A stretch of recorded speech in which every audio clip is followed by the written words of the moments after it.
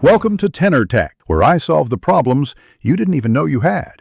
You start by powering the soundbar and confirming its LED or display shows it's active. That's your primary feedback.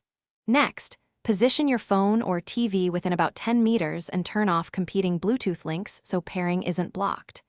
Then open the Bluetooth menu on your source device and keep it on screen. This is essential because the soundbar will appear only while you're ready to select it. Once done, move to put the soundbar into pairing mode. Put the soundbar into Bluetooth pairing by pressing its Bluetooth button or repeatedly pressing source until the display reads BT or pairing. This tells the unit to broadcast. You'll usually hear a beep or see a pulsing Bluetooth LED. This confirms it's discoverable. On your phone, tablet, or TV, tap scan or refresh in Bluetooth settings, then choose the exact LG Soundbar model name that appears. If prompted for a PIN, enter 00. After selecting the soundbar on your device, wait for a solid LED or a connected message. That's the visual cue the link is established.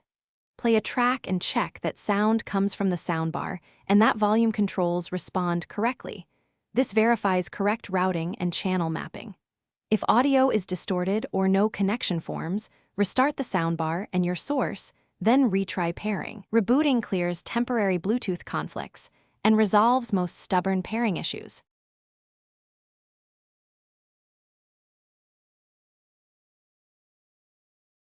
Thanks for watching. Subscribe to keep your life in tune.